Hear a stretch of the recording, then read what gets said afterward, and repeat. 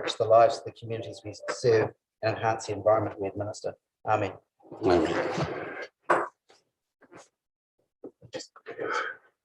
Right. So I'd say welcome, and hopefully that polar blast doesn't get here until tomorrow and we can all stay inside. Before we start the meeting though, normal first item is apologies, and we have an apology from Mike and Hazel, and Graham might have to disappear a bit early, but oh, you don't have to. So okay, so it's just Mike and Hazel. So moved Andrew and Owen. All those in favour? Contrary? Carried. And item 3, late items. Carry, we have, oh, sorry, disclosure of interest. Getting in front of myself. Sorry, Liz. And I've got an item, the Parongia Ward Committee appointment. Andrew is my husband. Thank you. Okay. That's not a conflict. You get him out of the house for another. Yeah. You only saw the reading. We won't record that comment. Lou. Yeah, the Old Hardy Annual Memorial Park. Okay. Thank you for that. Are there any others? No. Okay, thank you. Now we can late items. Gary, we have one significant late item. Thank you, Worship. So as Audit have worked their way through the LTP, and as we've received additional comment from elected members, we have some late information to put before you for consideration in conjunction with the item on the LTP. So there's a resolution at the bottom of the paper that you received last evening that Council considers the change to the 2021-31 long-term plan and supporting documentation at this meeting as a major item not on the agenda pursuant to section 46A(7)(a) of the Local Government Official Information and Meetings Act to enable decision to be made in order to comply with Council's statutory requirement to adopt the long-term plan by the 30th of June. That's a recommendation. Okay, we all got a copy of that yesterday. So is everybody comfortable with that? So can I have a mover and a seconder for that recommendation? So we did Marcus and Susan. Yep. All those in favour? Contrary? Carried. And just on the before I confirm the order of the meeting, just welcome to Leon. Our auditor is here today, obviously for the long-term plan, and a welcome to Yolanda Hector, who's replacing Sarah. Thank you. Welcome, Yolanda, to the council. And Sarah's here, obviously, to assist through the long-term plan process with any financial information we might need as probably a last role for the council. And Sarah, congratulations on your award from the Emergent Financial Manager of the Year. So it's a pretty prestigious award. So yeah, really warm congratulations, and I'm sure you'll enjoy your new role at Ruapehu. I hope you're a skier, because it looks like they're getting their first dump of snow this morning. So look, thank you for everything you've done, and it is really a significant award that you've received. So we've really benefited from your enthusiasm and skill while you've been here. So our loss is Ruapehu's gain. So, but thank you for everything that you've done for us. Okay, confirmation of the order of the meeting. Is everyone happy with that? And we deal with the late item in conjunction with the adoption of the long-term plan. Yep, Claire and Bruce. All those in favour? Contrary? Carried. Council's updates on attendances. If we go around the room, Graham, we'll start your side. Yeah, you're okay. You've been a bit laid low. So, Bruce, anything? Yes, I, like with the fellow councillors, attended a meeting at the field days with Peter Nation, which is very interesting because he didn't presented to our long-term plan. Very interesting, some of his aspirations and what we should be doing and not doing, but I won't go into that. I attended the monthly ComSafe meeting. There's lots of, the main discussion was that we've got, council's got about 13 cameras monitored at the police station. There's a private guy with the IT, and he's got about 70 screens that could be hooked into the police station. So the idea now is to get more screens, better screens, set that up better. I don't know whether council can help, or we could have to look at the police can help. If neither can help, then ComSafe will dig into their coffers and try and set it up better. But if we can get those 70 other individual privately owned screens and people can agree to it, we'll have, okay, traffic, mainly councils, mainly traffic, but you'll have a lot, it'll be a better setup. And from an administration point of view, I've been on that trust for quite a while now. It's improved so much, everything's so much better that now that we're paying people, and there's been a lot of things that we pay all staff too little and you don't get anything. So we're all volunteers. Nothing much happened. It did happen, but didn't. Now we've got one, Camp Mandy, who's our community safety officer, and we've got another one doing some more administration, especially with the cameras. It's going very well. So I think we expect too much from our volunteers in our community, and I know it's a little bit of money for these people, but I think it's really humming now. So appreciate that. Thanks. But if we can sort the police, they've only got 2 or 3 screens there, and it's too hard. You've got a lot of individual screens, and how do you watch those? So if we can change the whole thing around with the police approval, I think the whole area will be better off, especially with the individual ones, with their permission. Yeah, so that's all good. Thanks, Bruce. Thanks, Jim.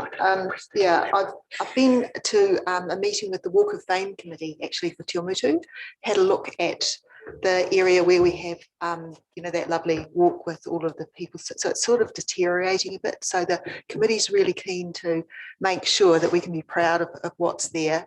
And I think like they gave me the history of how it was all done, which a lot of community input really, and voluntary work and that. And yeah, I think it's a great installation, for this side of the district. And so there'll be work done to try and improve. So like there's some weather damage and things like that to some of the text and all that on the pole. We've also been to the Pirongia Ward Committee and also the AGM for the Pirongia Community Association. And at the Community Association meeting, they were looking at time banking actually as a way to build community, resilience and sort of a sense of belonging. So they used the example of Raglan, and so I think the association's kind of looking at ways, to strengthen, that community spirit and the bonds locally. Thanks, Claire. Liz? Following on from that community spirit, Jim, Alwyn and I attended the Hora Hora Hall, renovation, the grand opening, and it was extremely impressive. If you're looking for a community who can band together, obtained PGF funds, and completely renovated the Hora Hora Hall.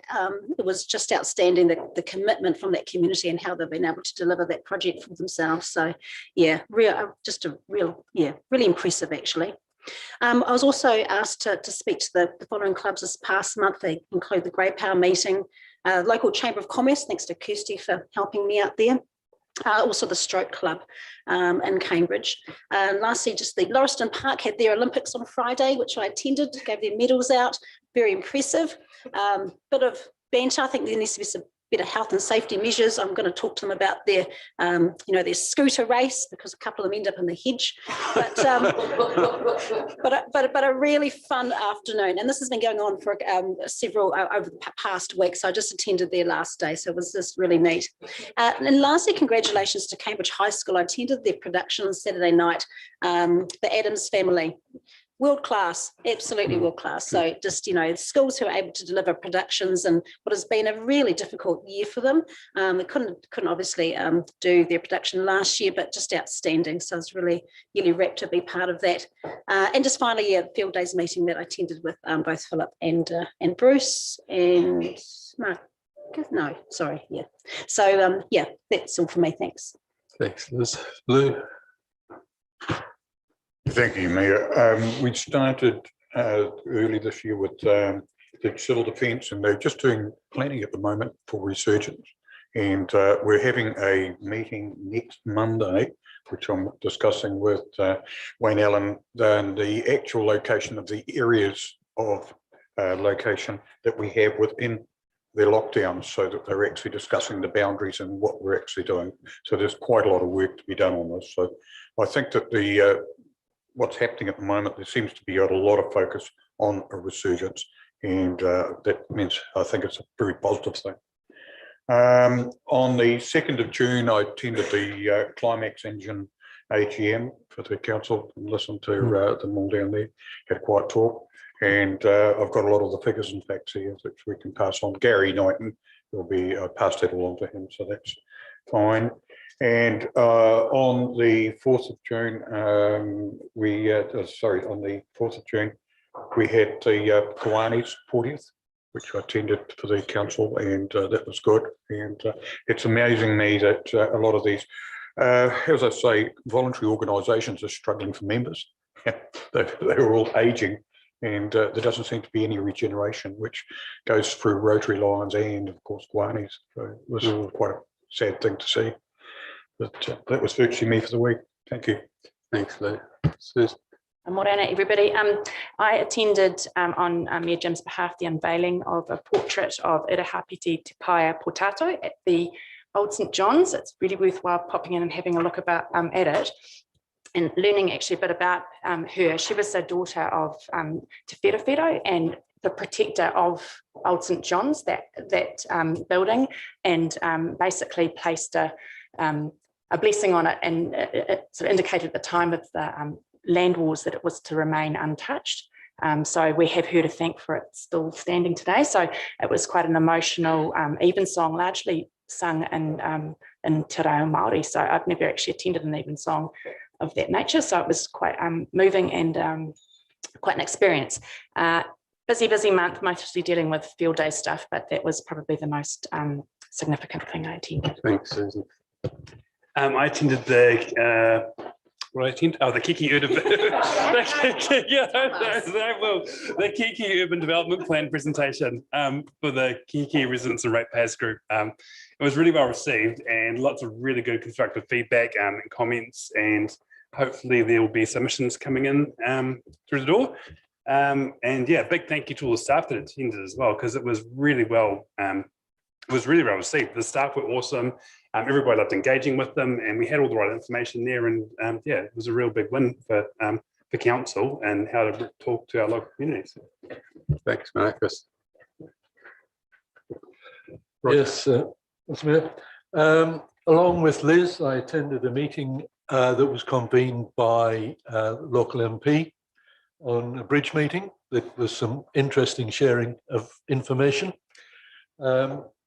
Later in the month, I was actually really pleased to attend the Harness Duels at the Cambridge Trotting Club, and I've got to say, incredible event that was staged by that and brought a lot of people into Cambridge, including the Deputy Prime Minister, who didn't seem to back any winners. And I wonder if that's reflective a little bit. We'll keep that to myself. I think your political persuasions are coming through, no. Roger. No, I shall keep very quiet on that matter.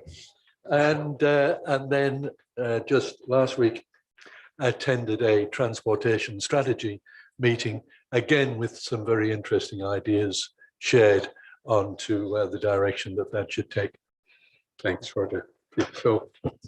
Thank you, Your Worship. Yeah, I attended various Chamber of Commerce events over the last month. The Grey Power AGM in Cambridge, Louise Upston's Public Forum, the Citizens Ceremony here a couple of weeks ago, which was great. Tree Trust midwinter lunch. Jamie Strange had a transport forum at the atrium, had various speakers there. He does a good job actually with that. 4 or 5 speakers on various subjects. It's really good. Tim van der Molen MP had Michael Woodhouse, the Shadow Transport Minister visiting Cambridge a couple of weeks ago. That was at Karapiro Hall.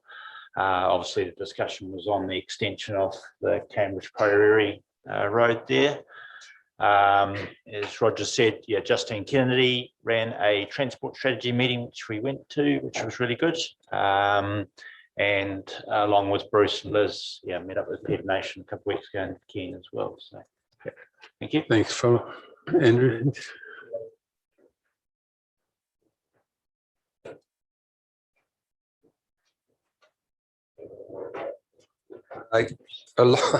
Along with Marcus and Lou, I've been attending the review of the Te Awamutu Western Arterial route, and that's kind of evolved into something a bit more broad based, actually, which I think it should be really good and will fit in with the overall district transportation strategy. So it's been very interesting. Thanks, Andrew. You're live. Okay, also attended the transport strategy meeting as well, and the Horohoro reopening, and the community were very honoured to have you, Jim, openly reopen it. It was a privilege. For your attendance as well. Great turnout of people. Yeah. And they've done a fantastic job. Yeah. Thanks, Ellen. And just on that, it is great to see, and I was going to say particularly, but rural communities that are still getting out there and are doing the work a lot themselves, and how far they can stretch a cash grant from central government. That was a real credit to them. It was great to see, and it's really, I suppose, set that all up for the next 50, 100 years, I would suggest, but look, and great turnout. So it's obviously going to be well used. And as I said at the opening, where the halls are associated with primary schools, they get good use, and I think that's a real key to keeping them going. So, look, it was a great event to be at. So good people, yeah. Look, I've been to a lot of the events that you've talked about this morning. Rural and provincial, 2 days in Wellington this month. And as you can imagine, most of the discussion was around the Three Waters reforms. And it's still, I suppose, is open to a huge amount of conjecture. We just don't have the information to be able to get out to the public and have the discussions that we need to have. I'm hopeful that it's tomorrow, Wednesday, isn't it, that the central government will be making their announcement on at least part of the Three Waters reforms, that we at least might be able to get our teeth into and start making some considered decisions on what impact it's going to have on Waipa. So look, at the moment, central government is moving ahead at pace, as they keep saying. Pity we're just not given the information to keep up, but excuse me, I suspect that we will get the information fairly soon, and then the pressure will be on, obviously, council to be able to consult with the community. And as much as I'm looking forward to the July with no formal meetings scheduled for council, I suspect that during the month we may need to get together at some point to discuss just what the I suppose the program of work is going to be necessary for the Three Waters reforms, because central government's certainly not slowing down, and once they announce the general direction, I suppose, and hopefully some detailed direction on their progress, then we're going to need to be in a position that we can make some meaningful comments. Phil. Thank you. Yeah, there's a lot of promotion on the Three Waters on TV and radio and various things, newspaper at the moment too. So, yeah, so really ramping it up. So just on that, there's been a lot of negative feedback from local government on the media releases, and as I understand it, a number of those adverts are likely to be pulled because all the way through National Council of Local Government has been trying to work with central government and had an understanding that during the reform process, there was not going to be, I suppose, criticism of local government non-performance. And a lot of the ads indicating, I suppose, that over the last 100 years or 50 at least, the councils haven't performed, haven't provided adequate services throughout the country. And that's one of the issues that I take a certain amount of umbrance at. Local government has, by and large, done a good job across the country in terms of the public health aspects of water and sewage, and been restricted quite a lot by central government's legislative controls and restricting funding. So, and criticism of rates rises. So, generally speaking, local government's not really happy with that advertising campaign, and hopefully we can get some more facts rather than emotion out of it. Yeah. I just make a comment. Some of the industry stuff that I'm involved with are very, very upset, and I think local government's not out of the woods as well. Is they're giving, the government is giving people a very, very short time to respond to what they want. Some days sometimes it's 4 days, some days it's a week. But if you've got a large organisation and you expect to have a response to government that makes some sense in putting it together, it's impossible to do that in that short time frame.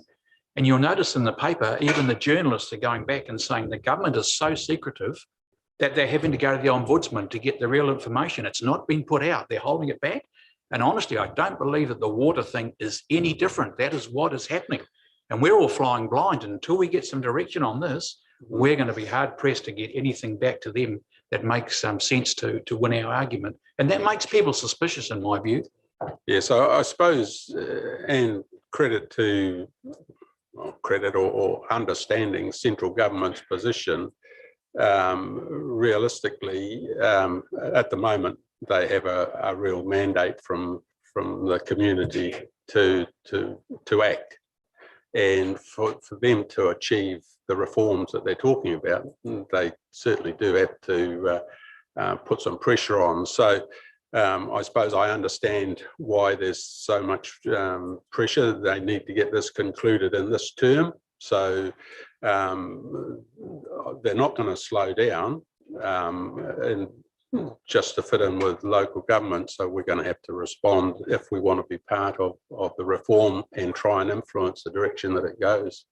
So yes, I appreciate your comments, but at the moment, there's likely to be changes happening across the board, and whether that's waters reform, reform of local government, RMA reforms, they're all going at a significant pace. And I suppose local government is feeling it across the board. Just how are we actually going to ramp up and make meaningful comments and suggestions to those reforms? So it's going to be a busy period.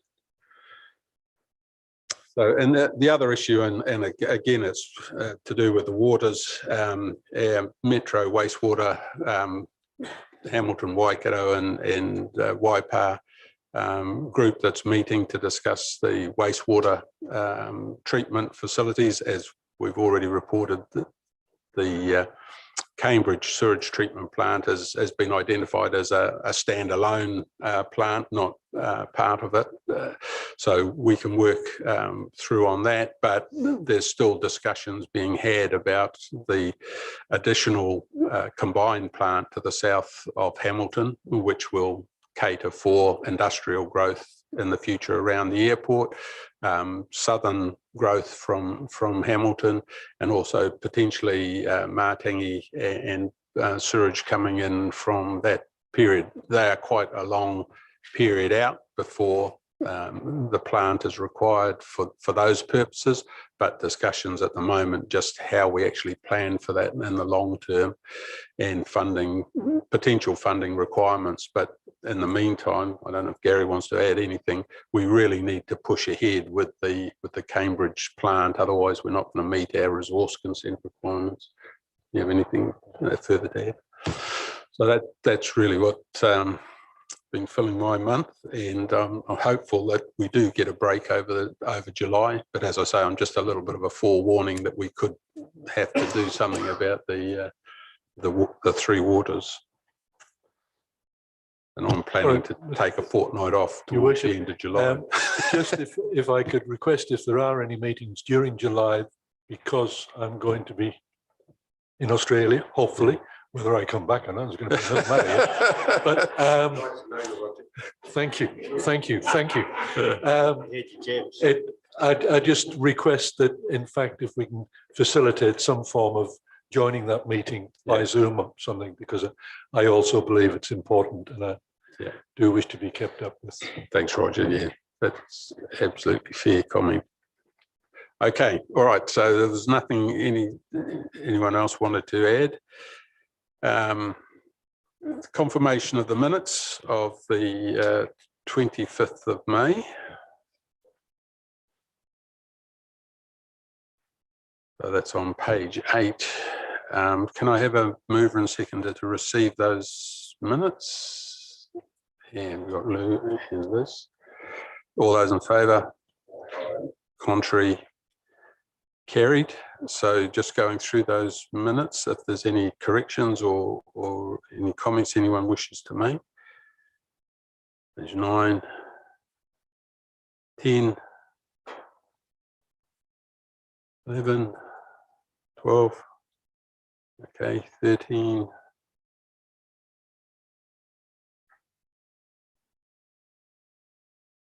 14,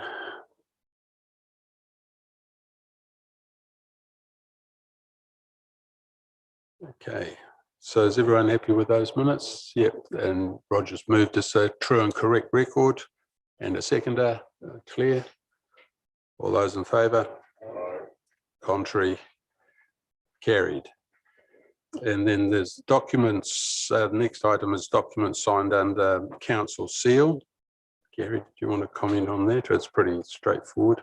Yes, my only query when I saw this item, Your Worship, was in relation to what is a verifier, and that there's a verifier under the Food Act, which requires a special qualification. Okay, Lou's moved and seconded. Andrew seconded. Yep. All those in favour? Contrary? Carried. Now the adoption of the long-term plan, and it's item 8, and we'll go through this page by page.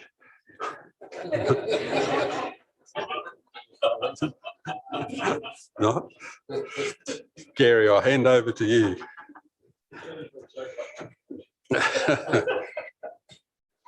Thank you, Worship. So, look, we're going to deal with mostly process issues this morning, but this is the culmination of a huge piece of work that we've all been involved with, members, community, staff, for quite a number of months. It's been a really difficult plan to pull together, especially during the COVID period and what future assumptions look like in terms of growth and capital spend. And so we've got the first 3 years rates cap set at the LGI plus 2%. And then as we move out to year 4, we've gone to LGCI plus 3%. We're living well within our financial means. And whilst the first 3 years have rates increases in the mid 4%, as we go through the whole 10 years, we average out at 2.2%. So we went to the community with 1.8, and having heard from the community, we added some more projects in, and now we've come out at an average of 2.2%. One of the heartening things about the process is that I think because we focused on livable community type things, the key parks and cycleways and things that people could touch and feel, we had a really good level of feedback from the community, and we engaged them on the livable community type things. And so it's been a very good process, but right now we've got to deal with some other process issues in order to cement in changes that have come back quite recently from audit during the process and also from elected members. So if I could pass to Kirsty and Haven to work through their report, and there are a whole lot of resolutions that we'll need to pass as we work through this. Bishop, I don't know if you want to invite Leon to sit. Oh, absolutely, Leon. Yeah.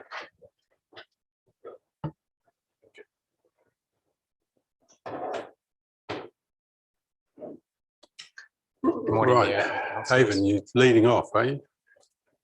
Thanks, Mayor Jim. Good morning, councillors. So yes, this report is seeking adoption of the long-term plan. I just want to highlight that we do have Leon in the room and we have had audit clearance come in, which is fantastic. And you'll also note that we've got those 2 memos that have come in overnight.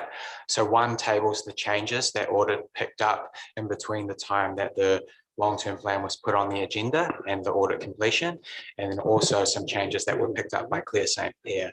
So it's great to have all those captured, and then they were recirculated on the amended long-term plan that was tabled, and it was captured with track changes. So hopefully you've had a chance to go through and look at those specific changes in the document.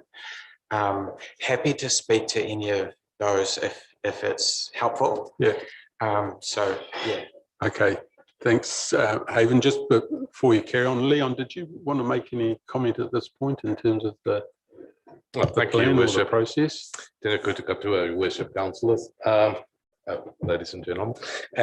Yeah, so we've completed the audit. It was a bit tough. I think the same as you had. You know, it was a tough year putting everything together. It was a tougher audit than expected. Not a reflection on anybody, but more of circumstances.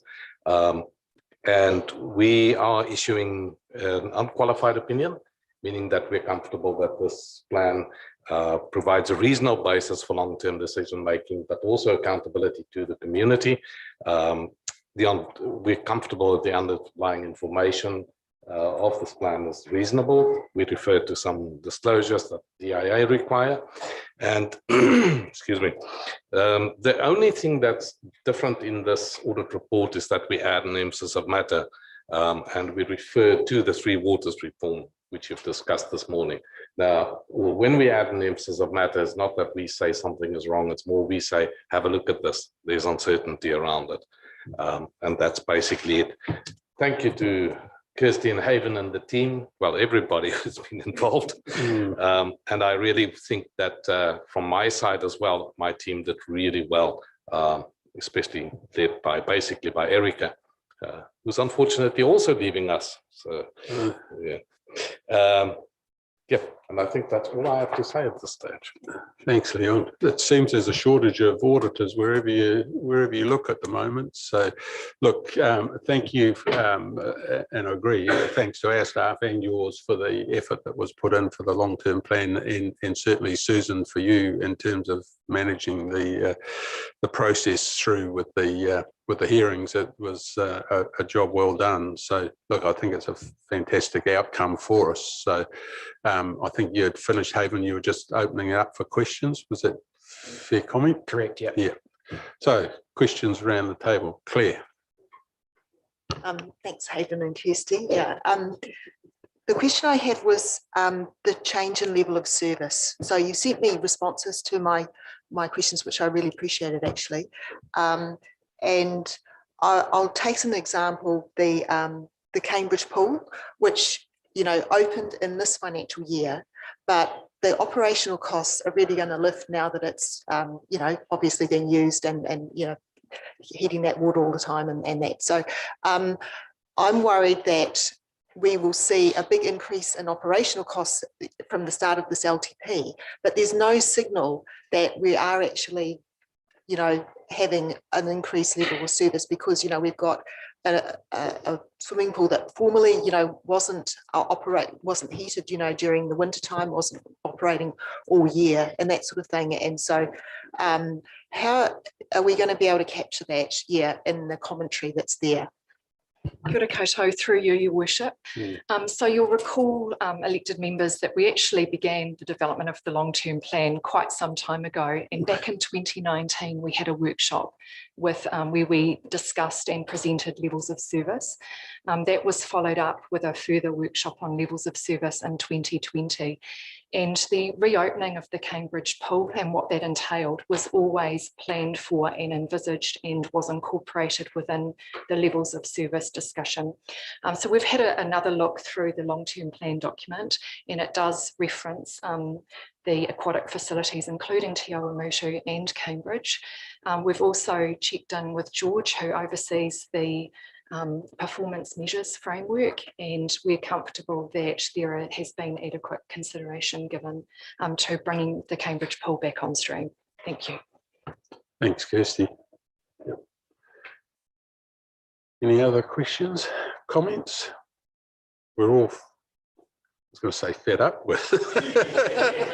But this is, by the time we get to this point, it's well and truly done to death. So, look, sorry, Phil. Yeah, thank you. I just wanted to say it was my first time, a couple of us, it's our first time, and I really enjoyed the process. I really enjoyed the process, actually, and well supported by the staff, all the staff, including these two and everything. But I just sort of great process, and it's really exciting to see what we've got ahead of us. So yeah, thanks for those comments, Phil. So in terms of working through the recommendations, sorry, Kirsty. Through you, Your Worship, just to draw your attention that overnight we did circulate some revised recommendations, and these are to reflect the changes that have been made in response to the direction from Audit New Zealand, and also in response to elected member queries. So they relate to parts H and I of the recommendations. So just for your awareness that we will need to look at those amended recommendations when we get to that point of the decision-making process. Yeah, so in terms of working through this, we will do each recommendations independently, and then when we get to H and I, you can put them up on the screen. Is that the easiest way for us to go? Everybody happy with that? So we have the recommendations on page. Gary, did you want to comment before we go through the? No, happy? Okay. So recommendations on page 17. So can I have a mover and second for A to receive the report? Andrew and Phil. Andrew and Phil. Yeah. All those in favour? Contrary. B, approves the changes to the tables in the revenue financing policy as set out in section 4 of the report. Approved. Claire and Lou. All those in favour? Contrary. Carried. C, adopts the significance and engagement policy, and the documentation number is there. Roger and Elwyn. All those in favour? Aye. Contrary. Carried. D, adopts a revenue and financing policy. Andrew and Graham. All those in favour? Contrary. Carried. E, adopts the remission and postponement of rates and water charges policy. Roger and Liz. All those in favour? Contrary. Carried. F, adopts the treasury management policy.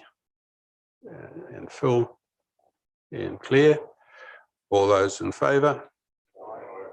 Contrary. Carried. G, adopts the development contribution policy 2021. Graham and Lou. All those in favour? Contrary. Carried. Now we've got H, it's on the screen.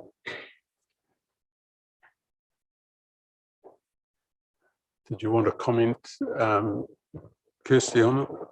This is just to reflect that the long-term plan has been changed as a result of those changes. So what we've referenced there is the long-term plan that was attached to that, or provided by link through the memorandum that was provided to you overnight, and it will also be attached to the minutes so that there is a complete, transparent record of that for any future reader or member of the community who wishes to look at that.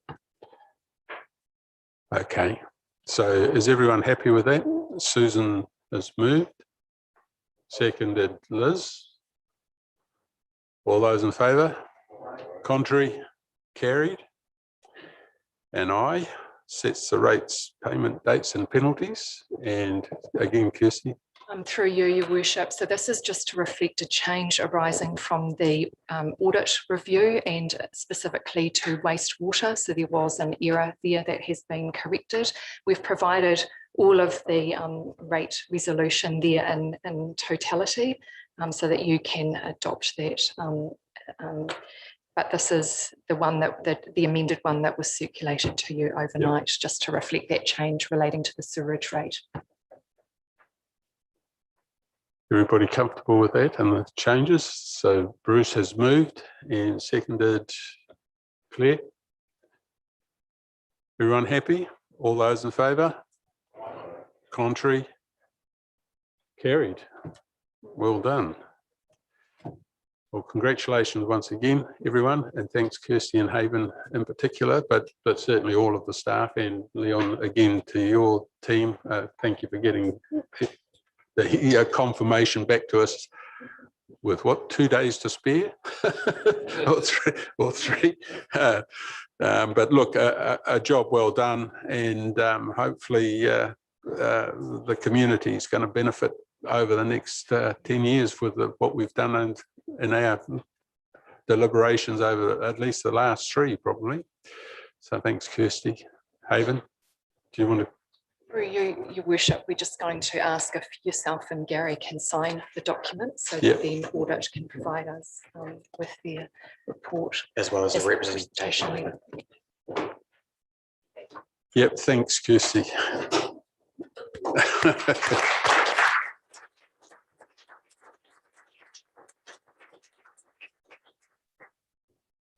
Okay. Certainly gaining time. Item 9, report on the Audit and Risk Committee meeting. Do you want to sign it?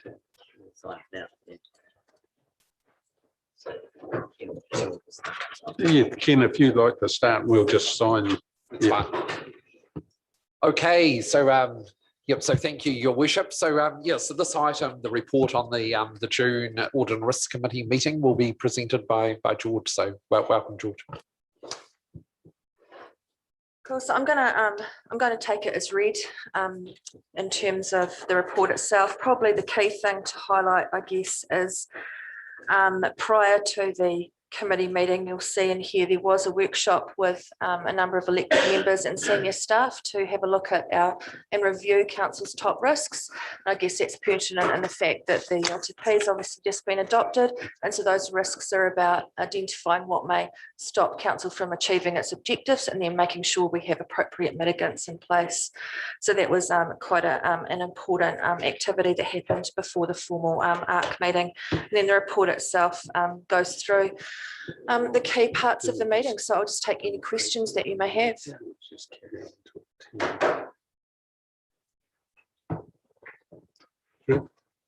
Yes, Roger. Yeah, thank you very much for that. And it was an interesting meeting. And I think the workshop on the identification of risks was extremely important, because one of the things as an output from that was the recognition that growth is a huge risk that we're going to have to face over the coming period.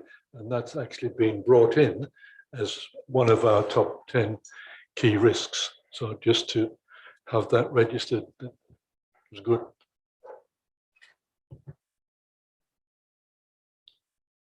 Okay. Was there any other comments?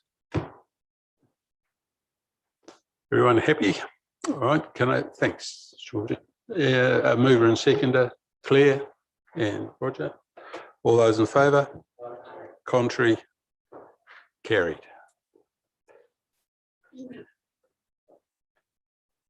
The next item we're going to break for morning tea, but we'll keep going, see if we can pick up some time. The Prongia Ward Committee appointment. You don't have to leave the room. Who's handling this, Gary? Oh, Joe. Good morning, everyone. Just the purpose, I'm going to take my report as read this morning. The purpose of the report is just because we had received a resignation on the Prongia Ward Committee for Chris Gattenby, and we found a new appointment in Andrew Raymer. So we're just discharging Chris Gattenby and appointing Andrew Raymer to the committee, if you agree. Right, it's pretty straightforward. Anybody got any objections? So it's moved Lou and seconded Claire. All those in favour? Aye. Contrary, carried. Item 11, Nydia population projections. We're looking for, is he handy?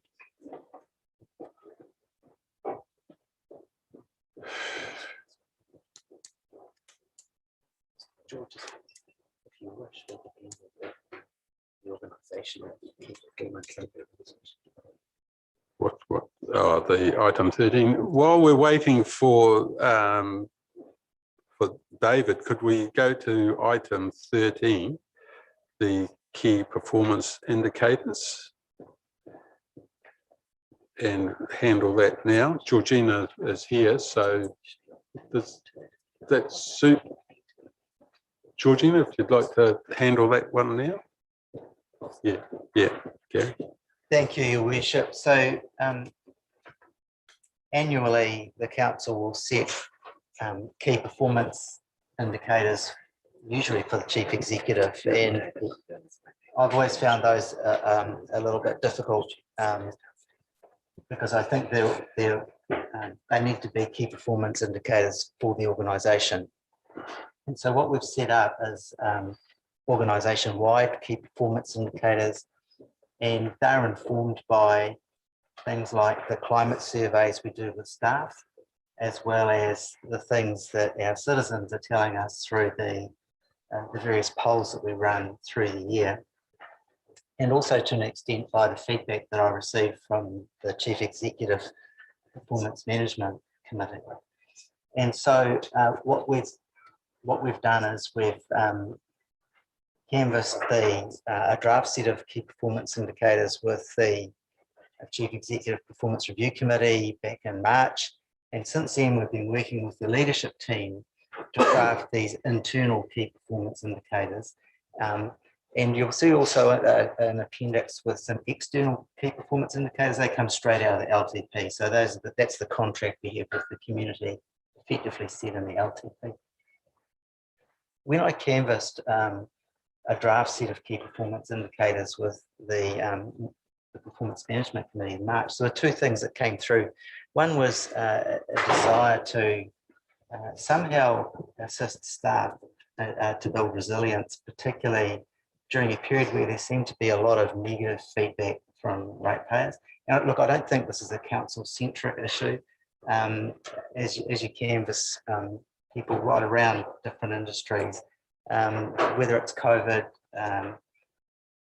whether it's change to government, change to policies, generally there's a lot of we've noticed a lot more tension in the air. So there's an issue around resilience in staff, and particularly coming on the back of the Taumura Memorial Park consultation process, but also a desire to work harder at demonstrating to ratepayers the value for money that they're getting from their rating dollar. And so these are fed into the draft organisation-wide performance indicators that we're presenting before you today. So with that background, perhaps if I could pass to you, George, to work through your paper and hear from the councillors. Yeah, I probably don't have a lot more to add in terms of what the CE has said. I guess just that this is a collaborative effort. So as as Gary said, it has been fed up from staff through surveying, but it's also a collaborative effort across the full leadership team to develop these. And what they will do then is be cascaded down through the business and help to inform the 12-month business plans at a lower level, and also feed into individual performance PDRs as well. So it's that clear line of sight between council's vision right through to individual performance. And the obviously the KPIs are outlined, the specific ones in Appendix 1.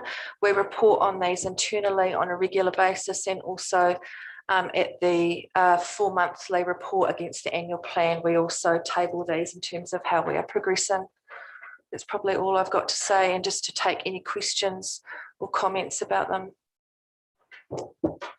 Thanks, Georgina. Comments or questions anyone's got? Everyone comfortable with them? Okay, if there's no questions, look, Gary, I going through them, and as you say, we've discussed them. If we can achieve this, hopefully we start getting rid of some of that angst in the community that's out there, because yeah, look, I can't put my finger on it, and I don't believe it is just COVID. There is a definite stress in the community, and we're probably better off in Waipa than a lot of other areas, but people are under a lot of financial pressures. Housing is obviously a key issue that's a nationwide issue, and we're not immune from that. So being able to look after our community as best we can and relieve some of that, the better off we're going to be at the end of the day. So look, I'm quite happy to move this recommendation from the chair, and Liz second. So is there any other discussion before I put the motion? Everyone happy? Okay, put the motion. All those in favour? Contrary? Carried. Sorry, Gary. Yep. So we should just, if I could just pay a compliment as George is leaving. We've set up a only for the day.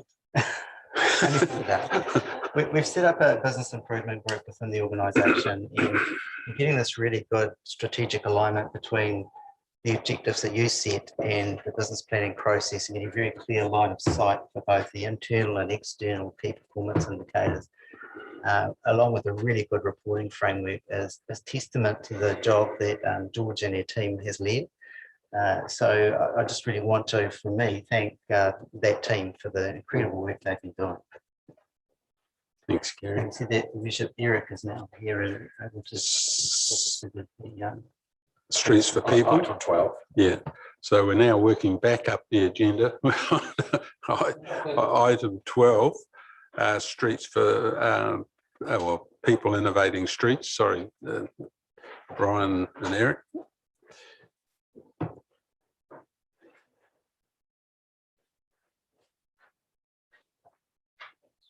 Introduce Brian. Is straight to you, or is it Eric going to lead off? Thank you, Worship and councillors. So we've got quite a big report here. Can I take the content as read and just describe some of the key issues going forward? Yeah. So the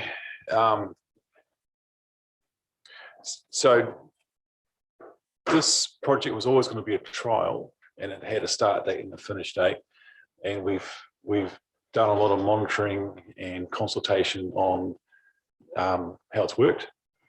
So we're now at the end of the trial, and we had to make some decisions about how we move forward. And the options are: we can remove sites, we can adapt them and keep them, or we can just keep them as they are. So there's just quite a lot of there's a schedule in this report that's quite complex as to all the things we can do. We did pick quite a large and ambitious area to do this trial on.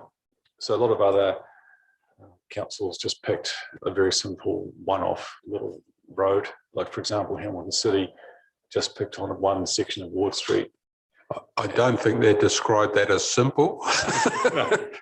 They kind of made a meal of it, but so geographically it was a very small area, and we've picked a very large area. We basically picked half our town. So I think that the key takeouts, that there were a lot of successes in the trial, and where we did our infrastructure, we did monitoring of traffic speeds and volumes, and they were significantly lowered. And by significantly lowering traffic volumes and speed in front of schools, it makes the school run a lot safer, and a lot of kids got to school by walking or scootering or biking. And the pop-up cycleway on Wilson Street, so the volumes of cycling and walking that attracted was actually really significant. So we measured, on one day we had 450 cyclists and I think 50 or 60 people on scooters. So that's a really significant number, and by any national standard, that's really successful. And that, I think what it does, it gives us the confidence in an investment in urban mobility, that if we build something right, the numbers will be there. So I think that kind of shows there's a suppressed demand for this type of facility in town. Yeah, so those are some of the successes, and in the schedule, there's a few, I guess, there's a lot of sites which are quite, I'll use the word benign, that are quite low key, low impact, and some of the decisions aren't that critical, but I think the critical ones is the retention of the cycle lane on Wilson Street, the retention of the restricting access into Victoria Street East by William Street, and restricting access into Grosvenor Street from Taylor Street.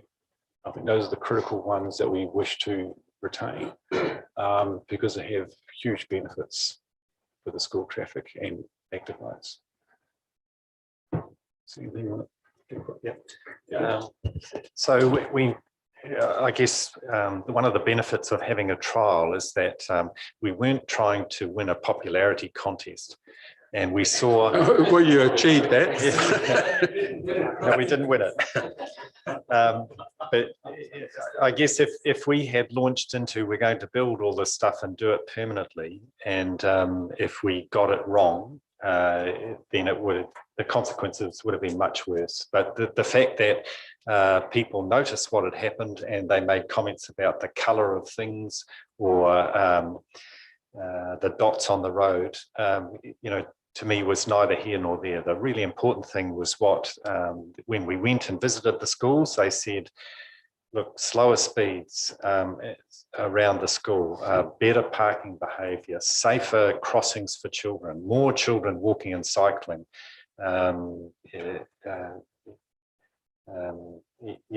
college students, told us about how much easier it is to get across Taylor Street and Grosvenor Street, less traffic and easier for cycling, and more bikes in the bike racks and things like that. So those are the important takeaways that we got from the trial. And that, as Eric says, that does give us confidence to know that if we build permanent infrastructure, we'll get over that, oh, we don't like the colour of this, or we don't like the temporary dots and things like that. We know we'll get the right results, and there will be, the measures there, the success measures that were very particular around speed and traffic volumes and kids walking and cycling. We know we'll get the right results. So it does give us a lot of confidence for the future.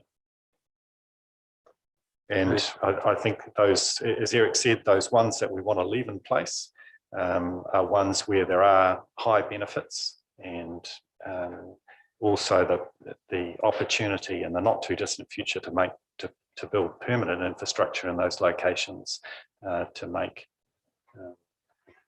permanent improvements.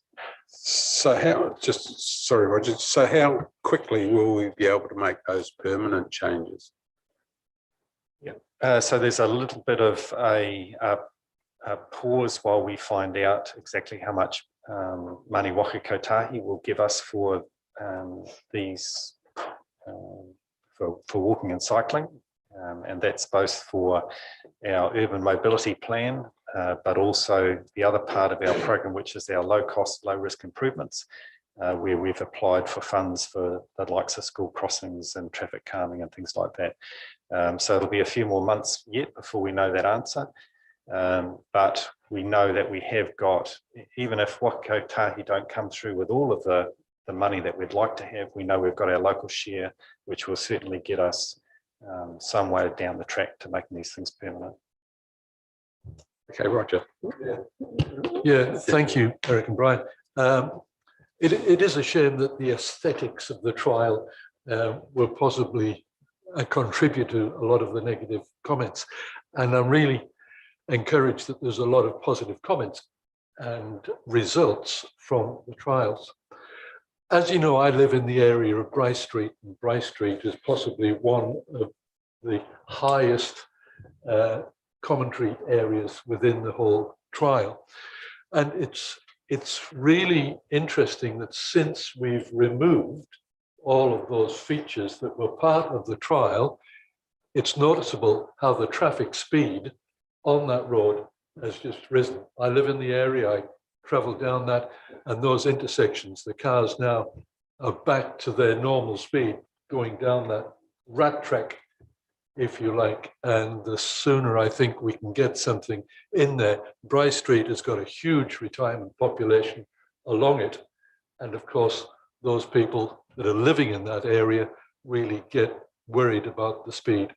The other positive thing, I think, with the permanent solutions, and I really do encourage the progress of that alternative cycleway around the corner of Duke into Bryce, where you're talking about the possible cantilevered out, where we actually do have still a cycleway to make that access way safe around that corner. So, and you mentioned that it's possible to perhaps progress that within at least the engineering within the next couple of months. So I really encourage that to be done if possible. That would be great. Thank you. Thanks, Roger. Phil. Oh, sorry, Susan, you were first, and then Phil. Sorry, I did indicate. So. Through you, Mayor Jim. Thank you for your report, guys. Just I've got some questions and queries about the Becker report. I think most people around this table have no difficulty with the goals and aspirations we're trying to achieve here. Everybody wants safer and better connected towns, less congestion, less greenhouse gas emission, all those sorts of aspirations. I think I mean, you'd be a fool to not want that. But I guess my concern is that we're using a report here that fails to even capture demographic data. And I'd like to know why that wasn't captured. And I say that because it's quite clear from the report that it honestly states that the significant community involvement is critical to increase buy-in from residents. And in sight of such overwhelming negativity, isn't it important to capture who those negative naysayers are and try and understand why and address those issues, rather than just soldiering on saying, we've got these people over here at school who liked it, and ignoring who the people, the overwhelming majority, as the report states, opposed it. So where is that demographic data? Why didn't we get it? Good questions. And I guess if we were doing it again, we would run the data collection differently. So there was a lot of information just came in from that social media pinpoint site where there was no opportunity to collect demographic data. And even in the paper forms that we had, we didn't ask people, you know, their gender or age or anything like that. So yeah, it was a missed opportunity, granted. But yeah, I guess a shame that we missed that opportunity.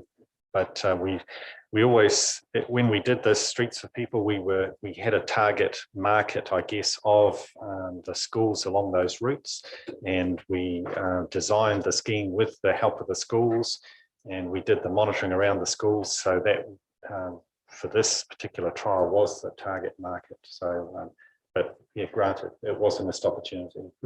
I guess from where I sit, it's, they're not the only road users.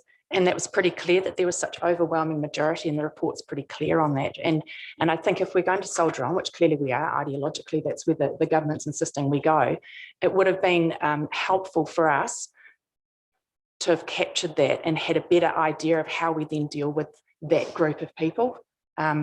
Otherwise, we're just constantly going to be putting up things that people are going to constantly complain about. And I'd like to think that there's we can take that as a lesson from this experience, because we're very good at asking for feedback and telling people we want to hear from them. And in this instance, we're hearing from them and actually ignoring them, and we don't even know who they are.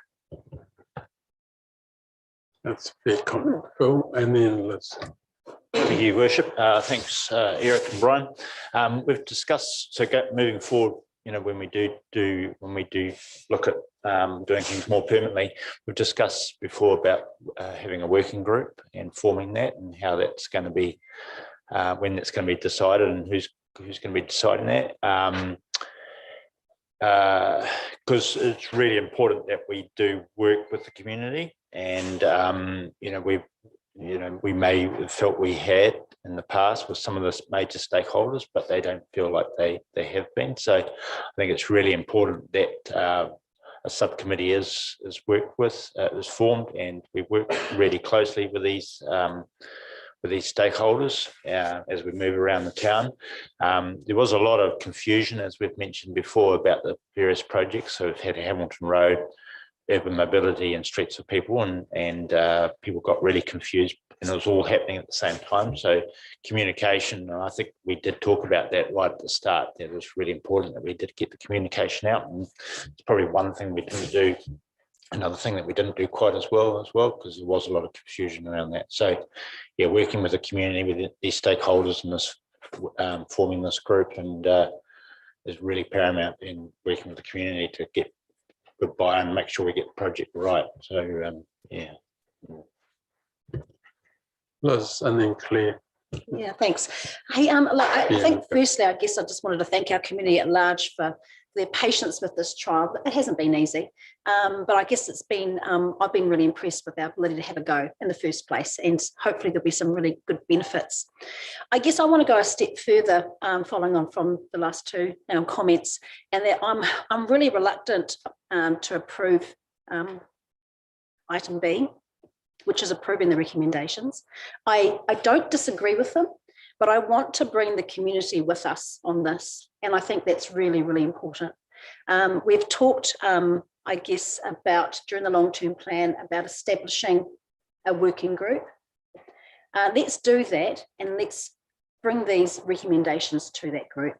Let's work with our community. There's no rush, I don't think, and I'd rather take our time, not rush this this next step, because I just want to make sure that this is a really open process. Sarah Ulmer's been really involved. Let's bring it. I haven't heard from her for a wee while. I'd like to know what what her thoughts are, and lots of other people who cycle, what their thoughts are, and just make sure that we're just moving and taking our community with us on this. So I don't disagree with any of the, the actual, like I say, proposed adaptations, but I just have a real hesitation at this moment around approving them today. Your Worship, could I just endorse what Liz and Philip have said? Because I think, we're talking about quite a defined sector of the community, and I'm very aware that the third age of our community are having some challenges with what is proposed. So I'd really like to see the third. It's a shame that we don't have everybody here at council, because I know that there would have been some comment on the aged sector of our community being involved in what these changes are.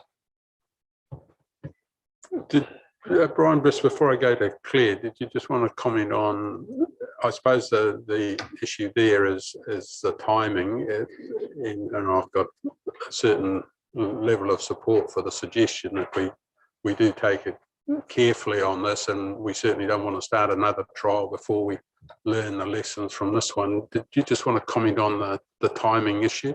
Would that cause a problem? I don't think it would cause a problem. In effect, what you're saying is that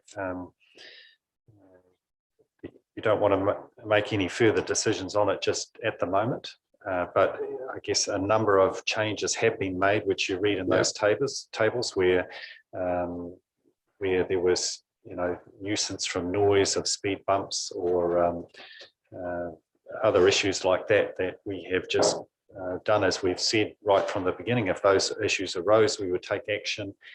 So all of those immediate actions have been taken. The Bryce Street and Duke Street are opened up to the fire service and everything like that. So all of those critical changes have been made.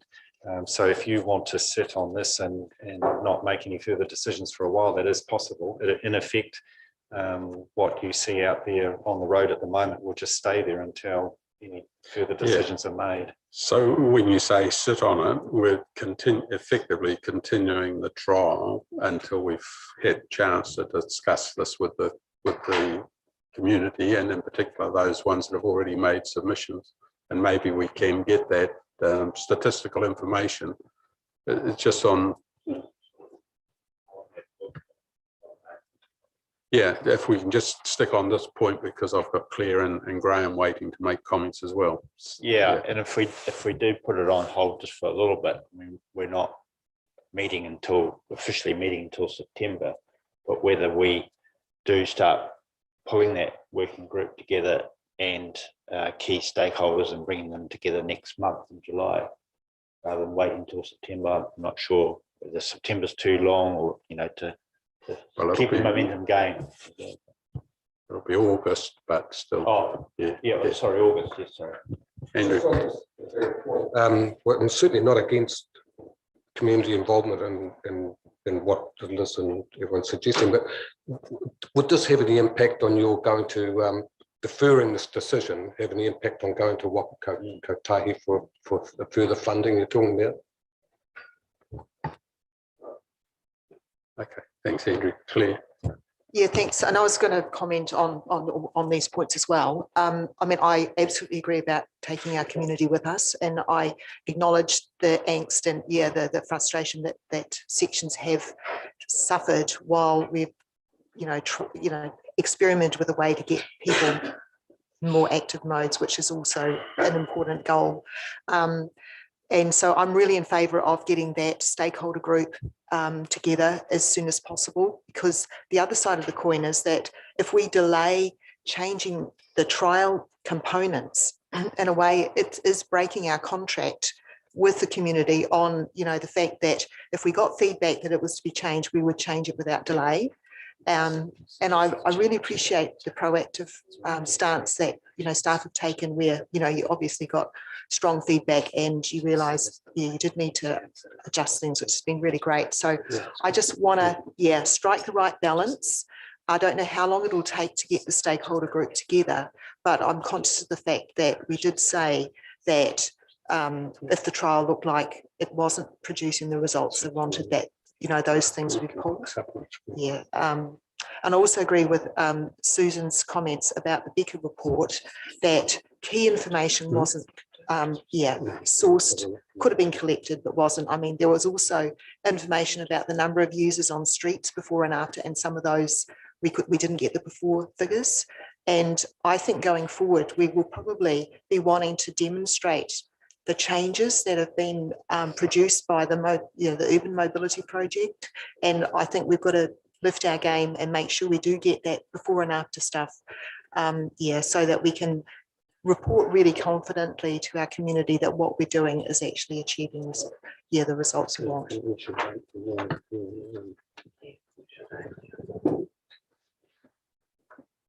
Thanks, Claire. Graham. Yeah, thanks, Mr. Chairman. I've actually shot up and monitored quite a few of the things up around Grosvenor Street and Taylor Street. I think they actually working pretty damn good. Coming back down and sitting in the car park at the council and seeing what's happening there, I don't think is quite as successful. A lot of the staff are telling me at the Cambridge Service Centre they've had close calls going out of the council, you know, between the warehouse because of the people going north and two-way street, that you go out and you're looking right, but you're not expecting a cyclist to come up the other way. So there's been some close calls there. You might like to review that, Eric, as a starter. On Appendix 4 and talking about Duke Street, you have the reason for the removal as per elected members. But don't forget, we had official letters from the police. Ben Warren asked us to remove the one-way up Duke Street, as the fire people did as well, and the ambulance. Now, from my point of view, the people that use Cambridge and bring their cars in were totally ignored. Cambridge is a destination. 50% of their population that come to Cambridge come in their cars. They're living on farms and lifestyle blocks. 600 people, students, get picked up at St. Peter's every so often. Their parents come into Cambridge. We've got everything that goes on and people pouring into Cambridge. I have never had so much abuse as when I went uptown from the retailers about what was happening. All those vehicles were just clogging up the CBD. It just wasn't pleasant, and I think that unpleasantness is coming out there. I'm a cyclist myself. I cycle, well, have been cycling all the time. Jenny and I cycle all the time. And it seemed like I suppose it was protect the kids, get the kids walking, cycling, wonderful to do that. But there's got to be the balance of the district and the population coming on board to do that. And I think Liz makes a fantastic point about that. And I don't think at the start we did that. And, you know, we just need to listen to the local people that live there to say, hey, this is what's going on. But I'm not going to stamp on the whole damn thing because of a couple of errors, but we must learn from that. And I kind of support what's been said around this table about just delaying this for a minute, just taking a breath, taking everybody with us. Because look, for want of a better word, it's been quite vicious out there, honestly. Okay, Liz, and then I'll come back over to Phil. Look, I was just going to suggest that that we do pull the working group together in July. Yeah. I mean, this is Gary's got a draft resolution that I think will cover off that, Liz. But yeah, okay, and Gary, I was just going to say, because you know, this is for the stakeholders. This is not for elected members to attend. This is stakeholders. We want to hear from them. So you know, there's no reason why we can't pull that group together relatively quickly. Yeah. Yes, thank you. Probably just a couple of little things really, but you know, there has been a lot of naysayers, but a lot of naysayers have also said that they're really in favour of it as well. So although they've made negative comments or comments that said that this doesn't work, they are really in favour of urban mobility, and that came across a lot in the long-term plan. And at the transport strategy meeting the other day, the other thing to help make this really successful and feedback from the community again is having that master plan, but linking things up. So instead of going down a cycle track and it finishes and then they have to get back on the road again, but it's all linked with C2 and 1 and 3 and everything else. That's going to also help make it really successful. And Sarah Olmer's comment, you know, way back, Graham just mentioned about young children, but you know, 8 to 80-year-olds being able to safely get to school, get to the medical centre, and you know, Resthaven are really pleased that there's going to be traffic lights getting across to that new medical centre there too. So again, that's working 8 to 80-year-olds as an example as well. So yeah. Thanks for those comments, Phil. Look, I just before we have any more discussion, if I Gary's just drafted a change to the resolution, which might cover off a lot of the concerns that are being raised. So it's just gone up there on the screen now. Thank you, Bishop. So just picking up on the tone of the conversation, leave recommendation A that the report be received, but secondly that council refers the recommendations retain, remove, adapt and proposed adaptations to the individual sites as outlined in the table below to the Service Delivery Committee to consider following further engagement with affected stakeholders. And that we would leave D as it is, so that leaves Dawn Ingalls the authority. C as it is. Sorry, C as it is, that leaves Dawn Ingalls with the authority to deal with efficiency and effectiveness and site safety type issues, because these are still temporary structures. Yeah.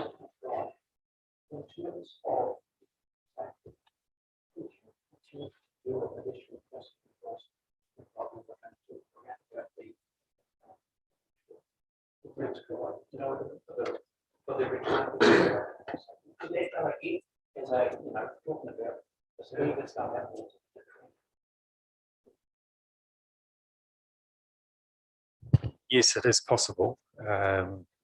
We would, I guess, just have to look and see what we'd have in the toolkit that we could do as a reasonably quick temporary measure. Yeah. Okay, I think everyone's just a clarification in terms of timing of all this. You say in your report that the trial is nearing completion. What's the date of the finish of the trial?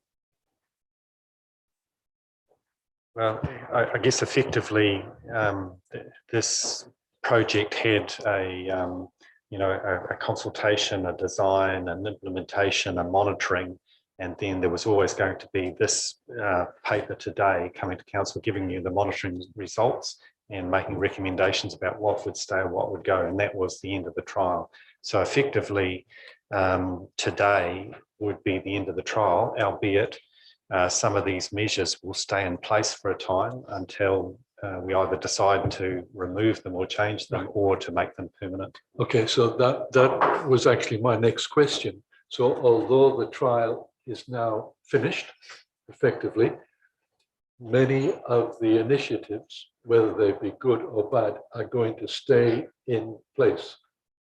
So the community are going to have a perception that it's going to continue. So I think we must get out with some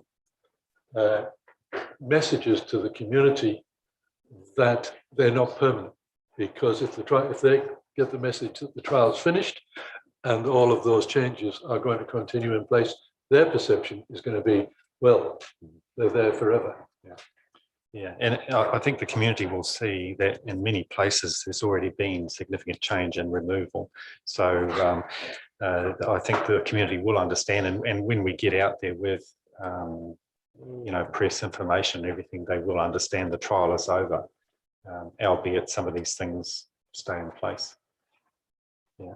And all of the monitoring data, reports and everything will be up on our website for people to see. So it helps to close the loop too.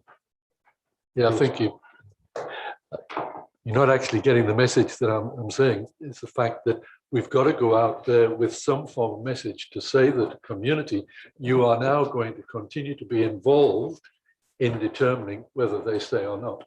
Not that it's just a fait accompli and it's out there.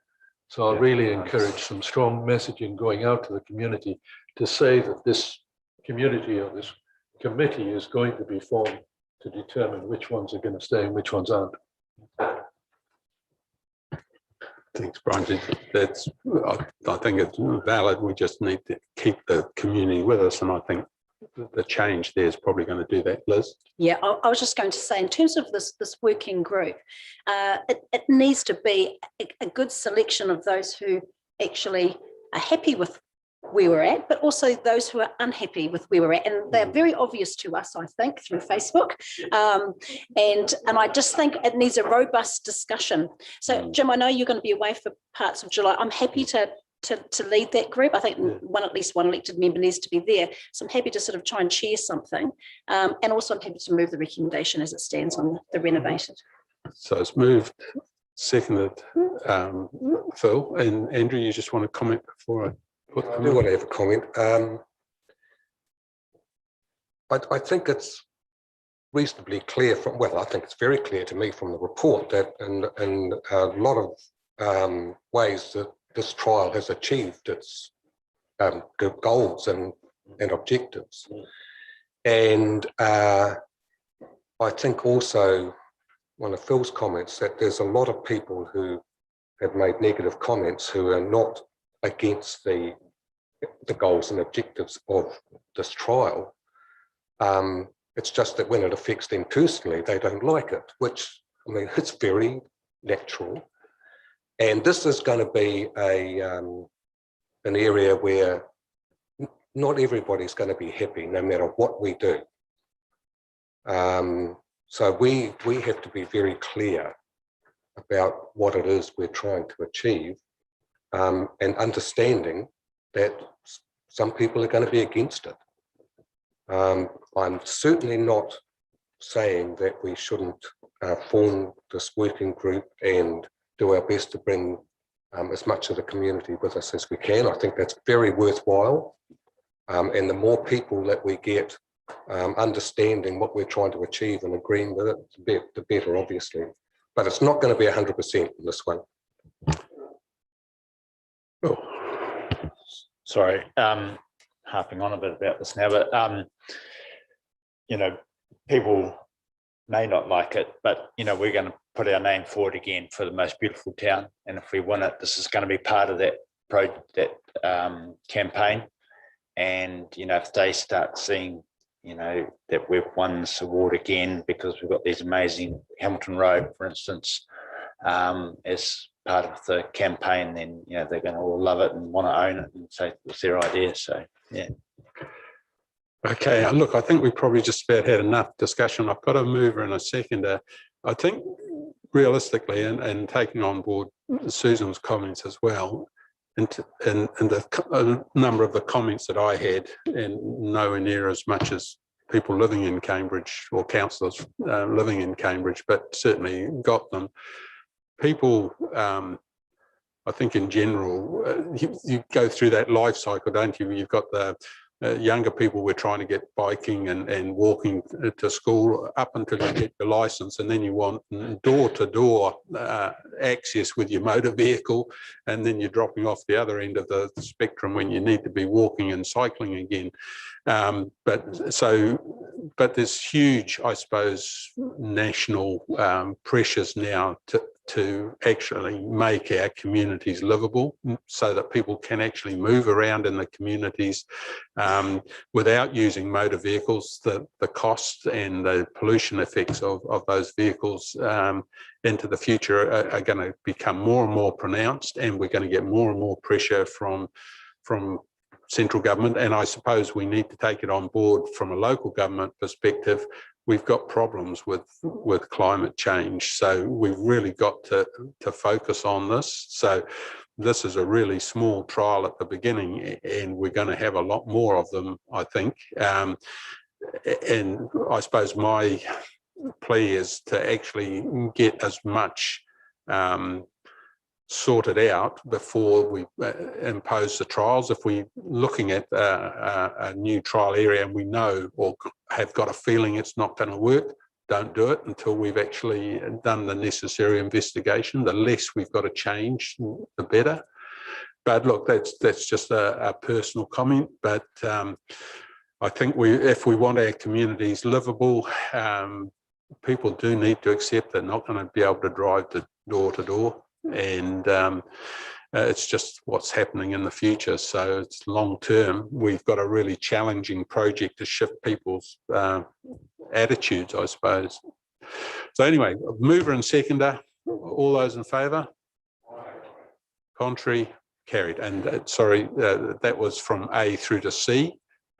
Just making that clear so that mover and seconder were happy with that.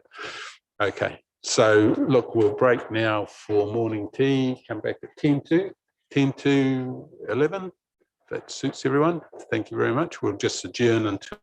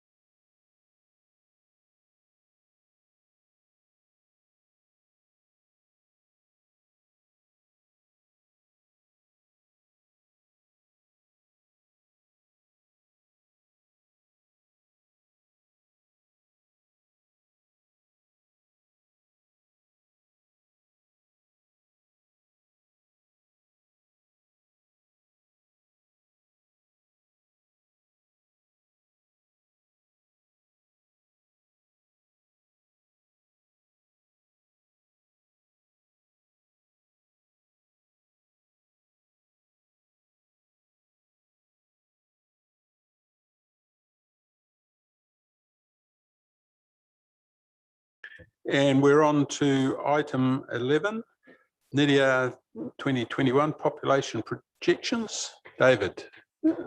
Gary, do you want to introduce straight to you? David? Morning, Your Worship. Morning, councillors, Morena. This is a report asking council to adopt the NIDIA high scenario growth projections 2021. These are the new projections that update the ones we've been using in the long-term plan that were produced in 2016. Those ones were based on the 2013 census. These NIDIA projections are based on the 2018 census, and these are the ones that we've been waiting a long time to get. You'll remember I did a workshop in 25th of May where we ran through the background to this projection work and why there was a recommendation from Futureproof that the Futureproof councils adopt the high rather than the medium projection that we've typically used in the last 2 rounds of population projections. And it may be helpful just to reiterate some of those reasons for adopting the high. It might seem a little odd that you'd go for a high scenario when we've been adopting a medium up until now. The primary reason is we know that we're in an identified high growth area. We know that currently we have a backlog of demand. We've experienced an unprecedented period of a few years of very high growth, and we've still got to make that up. The high growth scenario does send the signals that we recognize this high growth and that we as a council in a high growth area need to continue to provide for high growth for the foreseeable future. A little bit more nuanced, if we had or if we were of a mind to adopt the medium NIDIA projections, these would place us between the more recently released Stats NZ projections between their high and, between their medium and their low. So the medium would be lower than the Stats medium. The NIDIA high is lower than the Stats high. So the NIDIA high is actually a pretty good fit in terms of complying with Stats NZ's projections.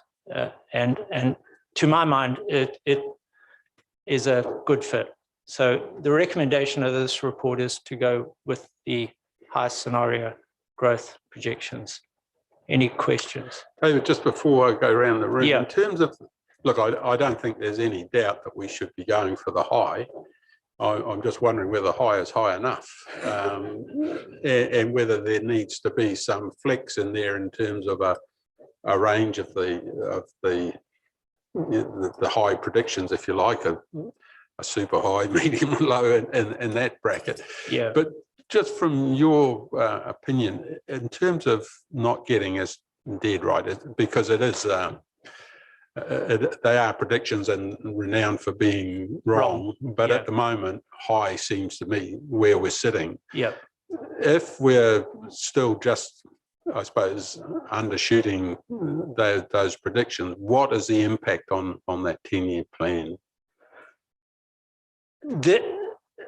From my looking at this work, the high would give us the comfort of knowing we're going with the highest projection that we can in terms of following the NIDIA projections. It also gives us room in terms of, as I said at the workshop, there's a huge amount of uncertainty just in terms of how COVID plays out. You'll remember I said migration in this last year in terms of total migration into the country has dropped to 6,000, which is the lowest level for a very, very long time. And we've yet to see that play out as a country and as a district, I would think. So high for now, I think is a good fit. And I think, as I said to you at the workshop, is we will be reviewing this in 3 years, not too many years away, all over again when we have to do our next urban development capacity. So it's not like we're committing to a one-time only stab at this. It's an ongoing, as you correctly pointed out, Your Worship, projections are always wrong. That's the one guarantee you have, and it's just how wrong.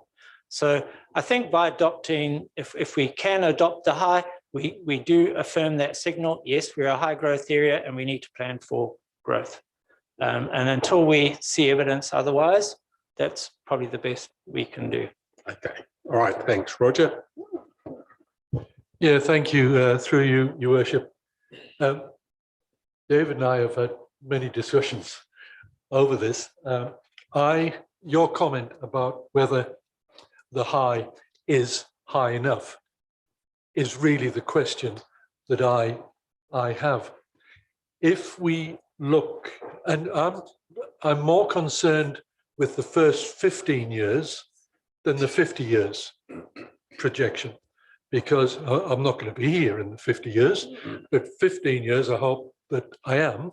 And I think when we acknowledge in terms of our 2050 plan that the majority of the growth is going to be front end up instead of evenly spread over the whole period. If you look at our current long-term plan that we've just spent months and months looking at, and our capital funding challenges, we actually based all of our capital funding budget on what our district plan has been telling us in terms of the growth cells that we've identified pre-2035. And I think that's important. So if we look at that, in Cambridge, the capacity on the plans that are on our website, we see that the number of households projected in that 2035 period, Cambridge 5,378, TA 2,988, and in the rural area 427. Sorry to be old stats, but I think it's important, which is a projection of 8,793 houses or residential units at, even if we take a density which these projections use, of 2.41 people per household unit, we see that in those 15 years, on our plans and our district plan and our budgeting, that's a population growth of potential 21,191. If you look at these projections for the whole of Waipa in that 2018 to 2035 period, the household projection from that is only 13,212 growth in population, which is at 60% of what we're saying in our long-term plan. So I think that's a kind of a recipe for disaster. If we adopt that, we're certainly under assessing by quite a marged amount in terms of the population growth. And we know that that demand is there. We're already seeing in C1, C2, C3, there's a demand for 2 new retirement villages coming in. There's a large, obviously from the developers, they've made a huge investment in those development areas already. I'm just concerned that if we adopt this, certainly the high projection is the closest, but I'm saying I don't think we're projecting high enough. If you look at the next level down, and David did share with me the SC2 structure of this, I'm particularly concerned about Cambridge within that first 15 years to 2035. The C1, C2, and C3 growth cell areas are defined as being in the Hautapu SC2 area. The projection on the potential growth in C1, C2, C3 is in excess of 10,000 new residents in that 15-year period, and yet the Hautapu growth, the Hautapu SC2 in this projection shows less than 1,000 growth. I think it's too much out of kilter. If we're going to use this NIDIA projection for the transportation strategy, then we're not going to have effective population growth on which to define an effective transportation strategy to get people around Cambridge. So I appreciate the fact that all projections are wrong. I just think that this projection is too far wrong for what we're budgeting for in terms of our long-term plan.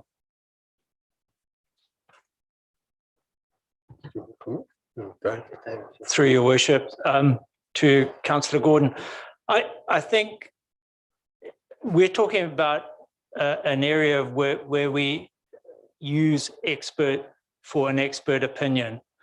That is all it is. But I think for us as lay people it's fine to have an opinion, but I think NIDIA in this instance are our experts, and that is the best information we have to hand currently. I can add, for some reassurance, Hamilton City Council did get the NIDIA work peer reviewed, and that peer review found the NIDIA work quite adequate. So we could go on and on arguing about details and about what's happening at a point in time, at a place in time.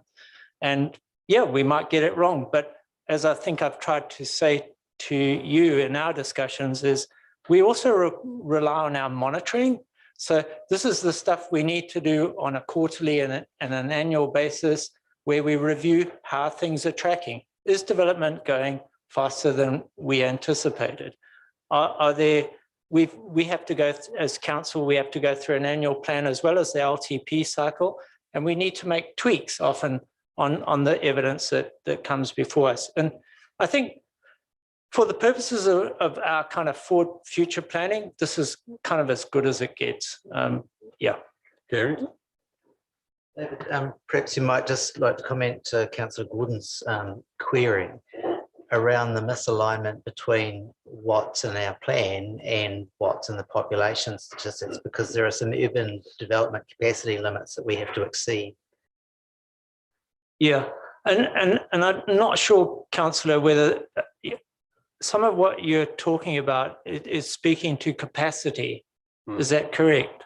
Rather than the NIDIA, which is talking to what's projected in terms of population growth and household growth. It is the capacity of the growth cells that we've identified in our district plan, and which we've budgeted for in terms of the long-term plan. But they may not all be filled within the time frame that we're talking about. Yeah. May, I said. Yeah. So we have another piece of work which I haven't yet brought to council, and that's as part of the compliance requirements with the National Policy Statement for Urban Development. As a high growth area, we have to prepare a capacity assessment every 3 years. And you all know that I've talked to you about we're in the process of finalising our second round of assessment capacity reports. And these are being prepared by Market Economics for the future-proof councils. And I've currently got a draft report released. And essentially what it's indicating is we have ensured that we provide more than sufficient capacity. So what you're referring to in terms of our growth cells, they find in terms of the NIDIA projections and what we're projecting in our forward planning, that we have capacity. I think the unknown is the uptake, is the actual, we can't predict. It's worse than weather forecasting, who's going to actually come in and when, and how fast those growth cells develop. And that's where our monitoring has to play a key role. Yes, as a high growth council, we've done the best we can in terms of ensuring the bulk infrastructure in place where we anticipate high growth. We do the forward planning to identify growth cells for that. But as to just how much and when, that's up to market and free will. Yep. Clear. Yeah, thanks, David. And I also am happy that we're aiming for the high growth option. Yeah, but my comments are going to be about the model itself, because I want to see that model functioning at its best that it can, because I think we're going to continue to rely on Lydia to do this work for us. You know, as you said, you're expecting it to be reviewed in the next 3 years. So I've always been really concerned about internal migration and the impact that it has on our growth rate. And of course, allied with that actually is our ability to attract industry, which then generates a lot more employment, and so people move in. So, and I know that we are pretty active in that space, so I'm really focusing on the internal migration model that's on page 7 of the report, because I was a bit disappointed that it is derived, the migration flow data is derived from census questions from 2013, and that there isn't an alignment with the 2018 census questions either. And I'd just like you to take it up with, you know, the practitioners to point out that it's a pretty large weakness actually to rely on such old data, and the fact that we know that going forward we might not be able to have the questions in the census anyway to rely on. I'd really like to see them use more up-to-date data, you know, whether it's from developers themselves or, you know, land agents, or like Mike Pettit, he was saying that, you know, schools know when they're getting new students and where they're coming from and things like that. And he was pointing out that the new students that they're getting aren't coming from Auckland, you know, they're coming from other places as well. So that indicates to me that Waipa is an attractive place for people to move to. And we need to actually, you know, be using their best brains to work out how we can feed it into this model so it's actually as accurate as possible. Thank you. Through your worship. Any? Yes. Gary, did you just want to comment on that? I just wanted to signal that from a financial prudence perspective, we've always been somewhat conservative on our growth figures, because growth pays for growth. Of course, if we don't manage to hit the growth figures that we're projecting, there are significant financial implications for our ratepayers, because of course that's additional revenue that we've been assuming we would get, and we don't. So we've always been somewhat conservative at setting the growth figures. So adopting NIDIA high for us, it's a significant recommendation to make to you, but one that based on previous experience, we feel quite comfortable with. I'd like to say, Gary, that that's absolutely true, and I can fully appreciate why staff are really focused on a conservative approach. But we are seeing the opposite, where we've got growth that far outstrips our expectations. And, you know, I hear about growth cells like out in the rural area, like Pirongia and Nanapuri, and I'm sure it's the same in Cambridge, where the sections are actually sold before they get to the market. And what we thought would be open for 10 years is actually filled up in 1, and things like that. And so my comments about making sure that the model that we're using is as accurate as possible, because, you know, certainly on one side, we don't want to overshoot, but on the other side, we do actually get significant social problems if we undershoot. Just in response, absolutely accept the model needs to be as good as we can get it. And we don't look to massively underhit growth, but we aim to be on the conservative side. Critically, what Waipa 2050 did was it set up the growth cells that we needed right through into 2050.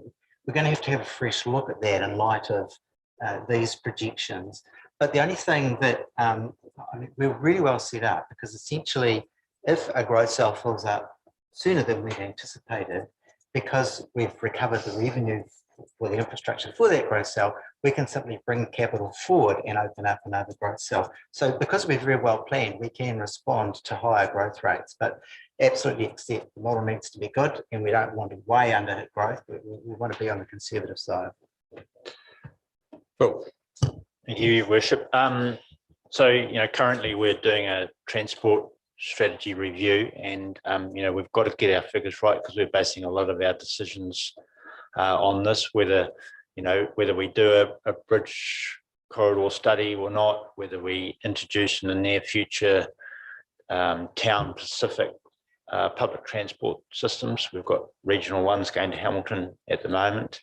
Roger was talking about index. The index might be a bit low for a conventional home, but Kevin Honus is on C1 on 2 hectares. He's building 150 homes, apartments, townhouses. So those index will obviously be less compared to a residential home. On that, just for an example, on those 2 hectares, you would normally build 23 residential homes, where on that 2 hectares, he's going to have 150 townhouses and apartments. So, yeah, we're doing a lot of bridge transport strategy, and we've got to get that right so we don't make major mistakes. Okay. Yeah. Last comment, and just in terms of the community effect of our predictions and whether they're high or whether they're low, and whether or not we're monitoring the situation. Again, what I'm concerned about is the growth in Cambridge has already seen a big impact on the transportation network and the level of traffic monitoring. If we look at a section of road between the 2 roundabouts, St Andrews and the eyesight, which is just outside the BP, for anybody who doesn't know, the traffic count that was done in May indicates that now is 25,000, or just short of 25,000 traffic count, which is close to its maximum. And if you're looking and don't predict correctly for the impact of the increase in population in C1, C2, and C3, then our transportation network will be unable to cope. We're already seeing a large amount of congestion in that particular area in Cambridge, and we must be cognizant of linking the projections with the strategic planning of the transport network. Yep.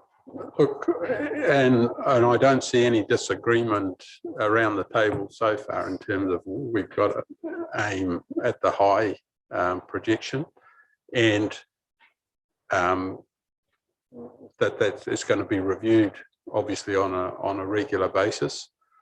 So it's the best, I was going to say scientific, but it's the best information that is available. We are aware through local knowledge that high is not an unreasonable prediction to make, but we do need to monitor it, and we can monitor it not only in traffic counts, but how quickly our building consents are going and how quickly those growth cells are filling up.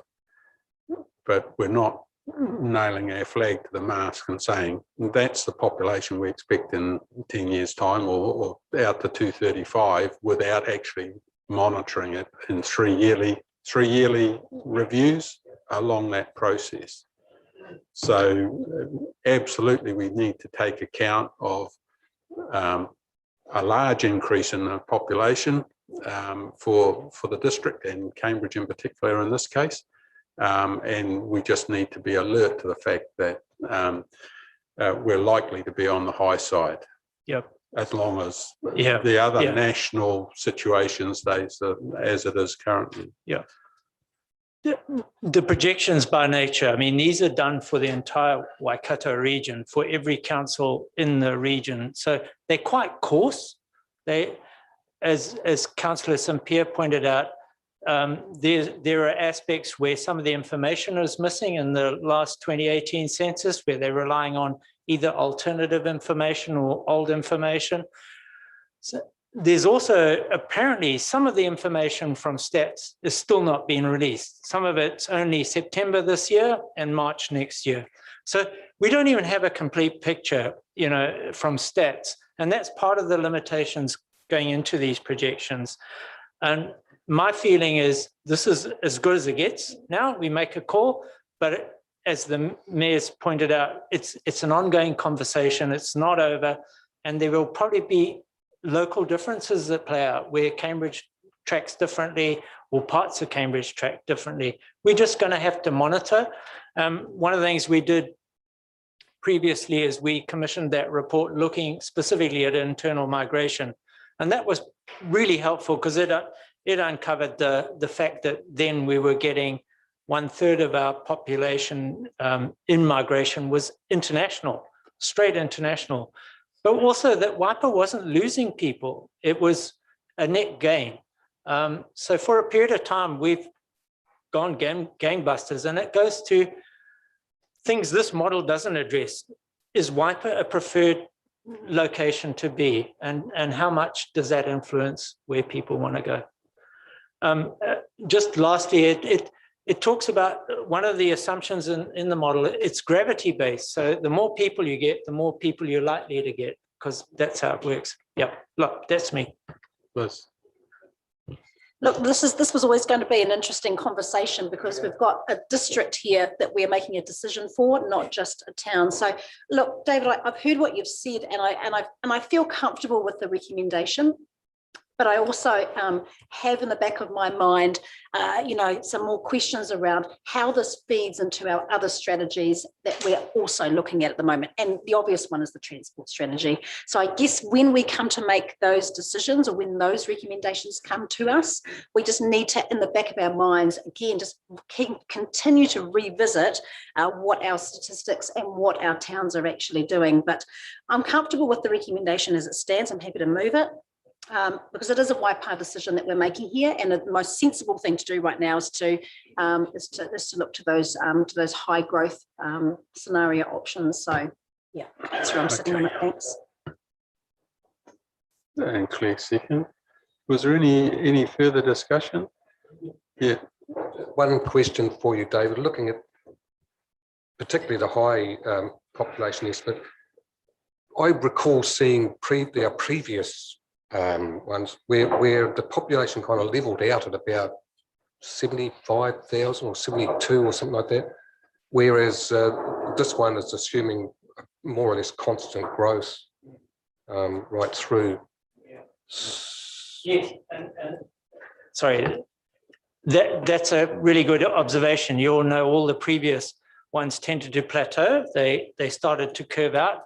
And what we're seeing for the first time, it's just a straight line into the future. Now, I've heard somebody else say this, when you're looking at projections, anything beyond 10 years is speculation. And I think previously we talked about the end scenario being growth will stop in the foreseeable future, and it's simply going to be a question of aging, dealing with aging. And what we've seen in the last short while is no, it hasn't been just about aging, it's been about growth as well, hence a new school going into Cambridge. So that's where I think it's kind of it made it more uncertain as to, well, when is growth going to stop? So they're tending to do well, we don't know, so we're just projecting it out.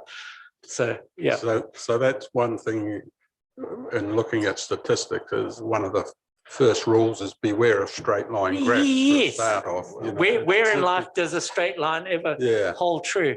Yeah. So briefly on that, I think, when you look at our building industry, it's tended to be boom and bust going back over the last 50, 60 years or so.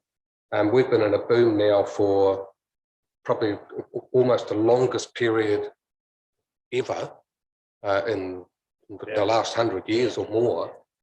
And that doesn't mean to say that it's not going to continue. I'm not necessarily saying that, but at the same token, it's quite likely that at some point it will slow down.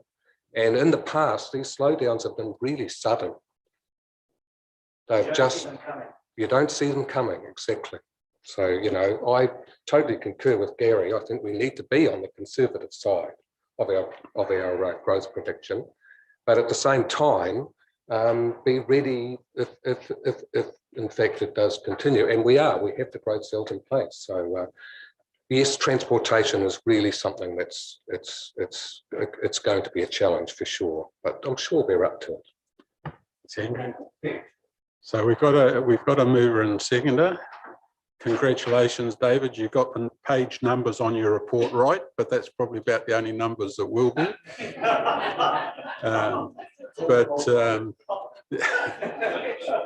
So if there's no further discussion, I will put the motion. All those in favour? Contrary? Carried. And Roger? I agree with the high scenario.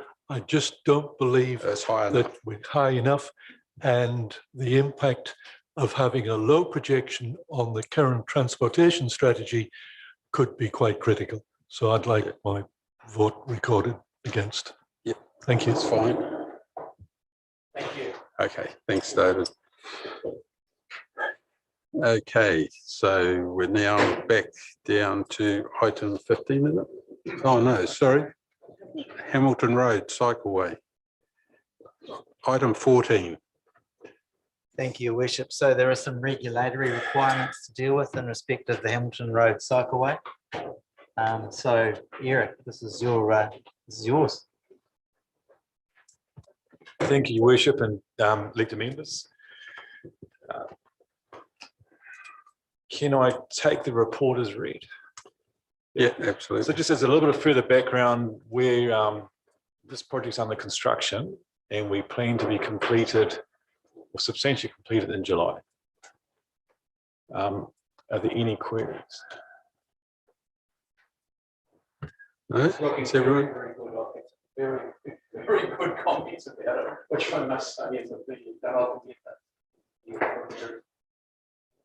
With any major construction like this, there's obviously problems during the construction period, but other than that, and Roger. Yeah, I certainly support what we're doing in terms of those separated cycleways, and I think that's really positive. And the tiered structure of what we'd suggested the cycling network should be within Cambridge, I support. And I think once we see that finished project, then that will be an indicator that people will want to see that top tier of the separated cycleways actually being introduced throughout the network. So yeah, good. Sorry, Phil. Thank you. And I think, I mean, it's fantastic, but I think we're really going to see it flourish in the next couple of years when we do more permanent have more permanent network throughout our town, and everyone joining up and everything like that. That's when people are really going to enjoy it, and it's going to flourish really well then. So, but it looks great. Yep. Okay. So the regulatory requirements here are basically a statutory changes that are necessary to give preeminence, I suppose, to the cycling rather than the roading. I suppose controls in terms of give way, stop signs, all of those sorts of things are going to be changed by this. Yes, in particular, so there's two parts. One is the formalising of the cycleway and the carriageway and the shared path, and the other one is to restrict turning movements. As it affects the cycleway. Yeah. If everyone's comfortable with that. To say that this project has been handled exceptionally well. When we had people coming out of the woodwork, you went back and talked to them, you explained what was going on. I think a lot of the criticism melted away. People came on board and said, yes, we now can see. And that's the difference between this project and the other one. I just feel that people have got more comfortable with it a lot quicker. Compliments to you guys for doing that, Brian and Europe. It's good. Just going on from what Graham said, I think in terms of this project, it was a shame that we had streets for people at the same time as well, because I think there was a lot of confusion about which was absolutely what was relevant. Yeah. So, and I also think that new crossing, crossing across Hamilton Road outside of Resthaven. Well done. Yeah. Look, I support those comments, and my feeling, and the reason I made the comment this morning was this project looked like we knew what we were doing and had it well planned, whereas the other ones we really weren't sure or aren't sure still. So look, I fully support the comments around the table. It's going to be fantastic for Cambridge, and particularly the growth in the C2, C3 areas out that way. Right, so mover and seconder, we've got Phil and Roger. So if there's no further questions, all those in favour? Contrary? Carried. Thanks, guys.